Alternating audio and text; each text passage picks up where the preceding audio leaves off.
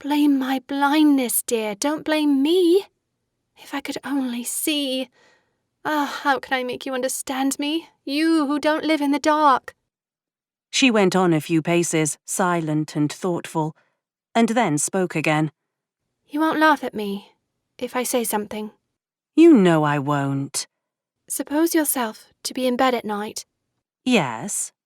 I have heard people say that they have sometimes woke in the middle of the night, on a sudden, without any noise to disturb them, and they have fancied, without anything particular to justify it, that there was something or somebody in the dark room. Has that ever happened to you? Certainly, my love. It has happened to most people to fancy what you say when their nerves are a little out of order. Very well. There is my fancy, and there are my nerves. When it happened to you, what did you do? I struck a light and satisfied myself that I was wrong. Suppose yourself without candle or matches, in a night without end, left alone with your fancy in the dark. There you have me. It would not be easy, would it, to satisfy yourself, if you were in that helpless condition?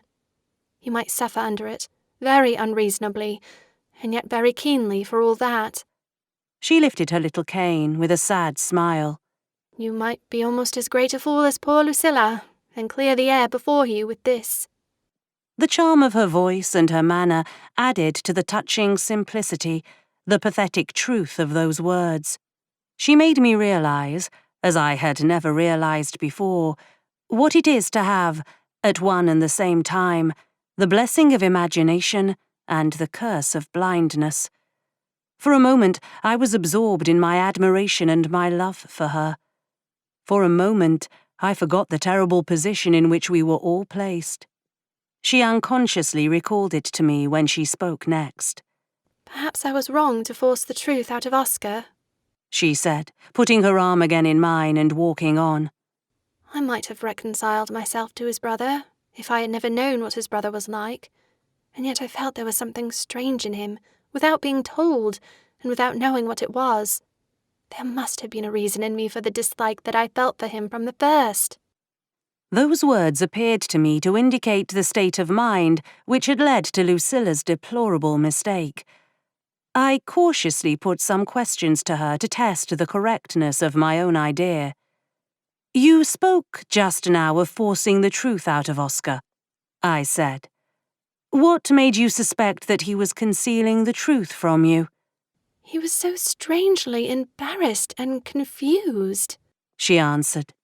Anybody in my place would have suspected him of concealing the truth. So far the answer was conclusive. And how came you to find out what the truth really was? I asked next. I guessed at it, she replied. From something he said in referring to his brother. You know that I took a fanciful dislike to Nugent Duborg before he came to Dymchurch. Yes. And you remember that my prejudice against him was confirmed on the first day when I passed my hand over his face to compare it with his brother's. I remember.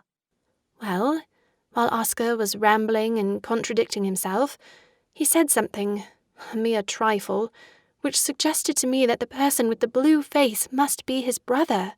There was the explanation that I had sought for in vain, the explanation of my persistent dislike to Nugent.